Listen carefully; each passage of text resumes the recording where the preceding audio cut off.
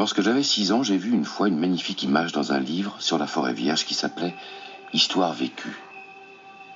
Ça représentait un serpent boa qui avalait un fauve. Voilà la copie du dessin.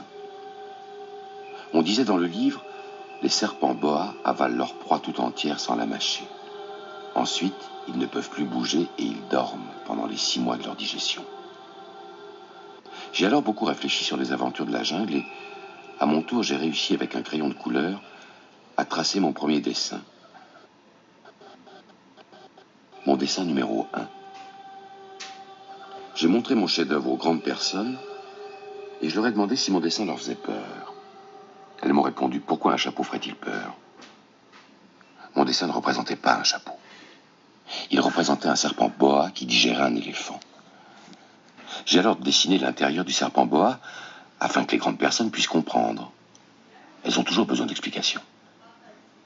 Les grandes personnes m'ont conseillé de laisser de côté les dessins de serpents boa ouverts ou fermés et de m'intéresser plutôt à la géographie, à l'histoire, au calcul et à la grammaire.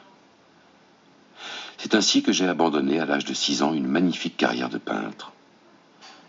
J'avais été découragé par l'insuccès de mon dessin numéro 1 et de mon dessin numéro 2. Les grandes personnes ne comprennent jamais rien toutes seules. C'est fatigant pour les enfants de toujours et toujours leur donner des explications. J'ai donc dû choisir un autre métier et j'ai appris à piloter des avions. J'ai volé un peu partout dans le monde et la géographie, c'est exact, m'a beaucoup servi. Je savais reconnaître du premier coup d'œil la Chine de l'Arizona. C'est très utile si l'on est égaré pendant la nuit. J'ai eu ainsi au cours de ma vie des tas de contacts avec des tas de gens sérieux. J'ai beaucoup vécu chez les grandes personnes, je les ai vus de très près. Ça n'a pas trop amélioré mon opinion. Quand j'en rencontrais une qui me paraissait un peu lucide, je faisais l'expérience sur elle de mon dessin numéro 1 que j'ai toujours conservé. Je voulais savoir si elle était vraiment compréhensive. Mais toujours, elle me répondait, c'est un chapeau. Alors je ne lui parlais ni de serpent boa, ni de forêt vierge, ni d'étoiles. Je me mettais à sa portée. Je lui parlais de bridge, de golf, de politique et de cravate. Et la grande personne était bien contente de connaître un homme aussi...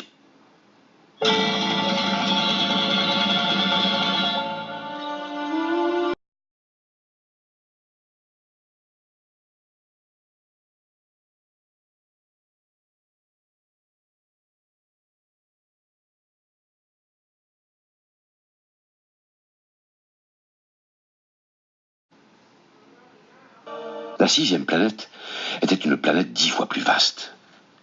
Elle était habitée par un vieux monsieur qui écrivait d'énormes livres. Tiens, voilà un explorateur. D'où viens-tu? Quel est ce gros livre? Que faites-vous ici? Je suis géographe.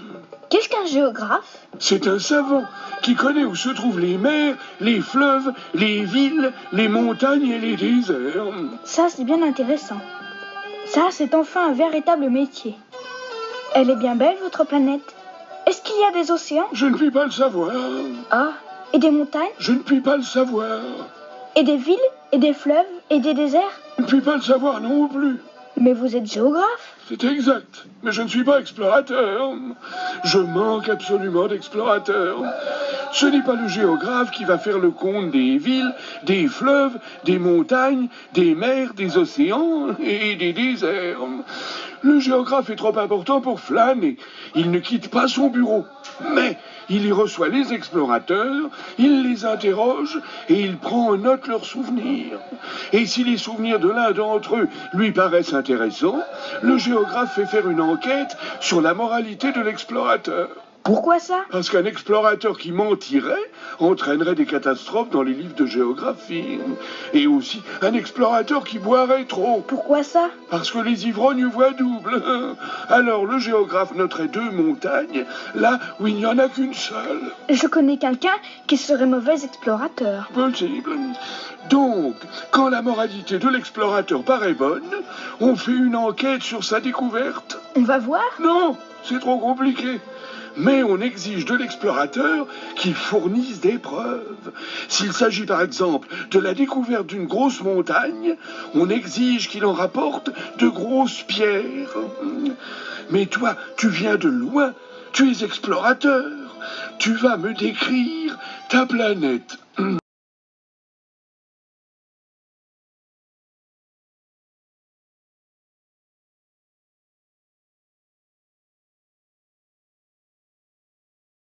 Oh, chez moi, ce n'est pas très intéressant. C'est tout petit. J'ai 3 volcans. 2 volcans en activité et un volcan éteint. Mais on ne sait jamais. On ne sait jamais. J'ai aussi une fleur. Nous ne notons pas les fleurs. Pourquoi ça? C'est le plus joli. Parce que les fleurs sont éphémères. Qu'est-ce que signifie éphémère? Ça signifie qui est menacé de disparition prochaine. Ma fleur est menacée de disparition prochaine? Bien sûr. Ma fleur est éphémère et elle n'a que 4 épines pour se défendre contre le monde. Et je l'ai laissée toute seule chez moi. Que me conseillez-vous d'aller visiter? La planète Terre. Elle a une bonne réputation.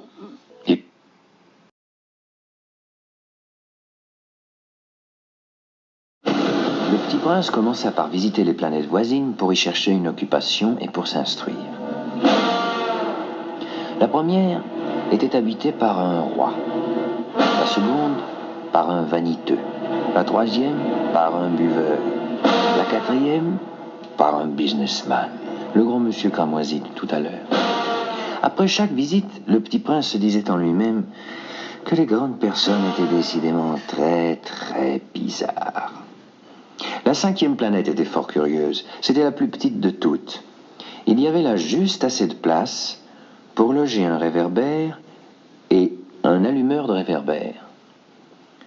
Le petit prince ne parvenait pas à s'expliquer à quoi pouvait servir quelque part dans le ciel, sur une planète sans maison ni population, un réverbère et un allumeur de réverbère. Il allume son réverbère. C'est comme s'il faisait naître une étoile de plus. Ou une fleur. Quand il éteint son réverbère, ça endort la fleur ou l'étoile.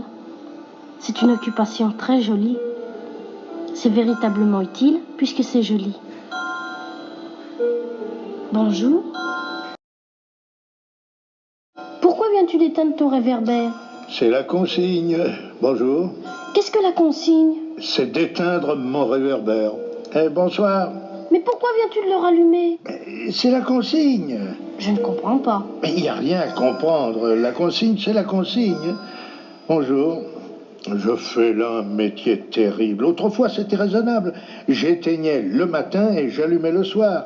J'avais le reste du jour pour me reposer, le reste de la nuit pour dormir. Et depuis cette époque, la consigne a changé? Et la consigne n'a pas changé. C'est bien là le drame.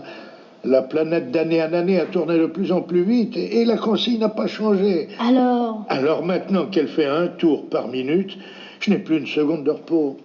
J'allume et j'éteins une fois par minute. Ça, c'est drôle. Alors les jours chez toi durent 1 minute? Non, ce n'est pas drôle du tout. Ça fait déjà 1 mois que nous parlons ensemble. 1 mois?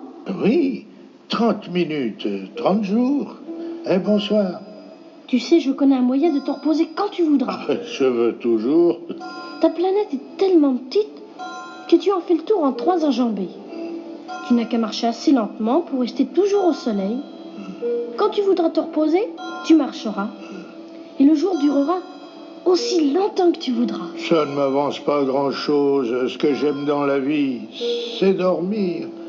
Ce n'est pas de chance. Ce n'est pas de chance. Bonjour. C'est le seul dont j'ai pu faire mon ami. Mais sa planète est vraiment trop petite. Il n'y a pas de place pour 2. Ce que le petit prince n'osait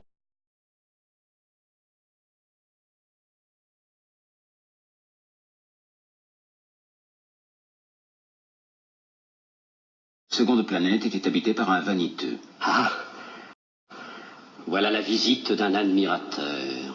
Pour les vaniteux, les autres hommes sont des admirateurs. Bonjour. Vous avez un drôle de chapeau. C'est pour saluer.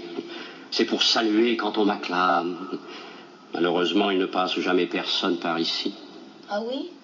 Frappe tes mains l'une contre l'autre. Le petit prince frappa ses mains l'une contre l'autre. Le vaniteux salua modestement, soulevant son chapeau. Ça, c'est plus amusant que la visite au roi. Et il recommença de frapper ses mains l'une contre l'autre. Le vaniteux recommença de saluer en soulevant son chapeau. Et pour que le chapeau tombe, que faut-il faire? Mais le vaniteux ne l'entendit pas. Les vaniteux n'entendent jamais que les louanges. Est-ce que tu m'admires vraiment beaucoup? Qu'est-ce que signifie admirer? Admirer signifie reconnaître que je suis l'homme le plus beau, le mieux habillé, le plus riche et le plus intelligent de la planète. Mais tu es seul sur ta planète. Fais-moi ce plaisir. Admire-moi quand même. Je t'admire. Mais en quoi cela peut-il bien t'intéresser? Je m'en vais. Les grandes personnes.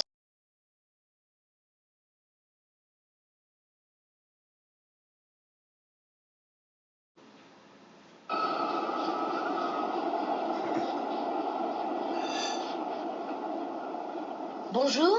Bonjour. C'était un marchand de pilules perfectionnées qui apaise la soif. On en avale une par semaine et l'on n'éprouve plus le besoin de boire. Pourquoi vends-tu ça? C'est une grosse économie de temps. Les experts ont fait des calculs.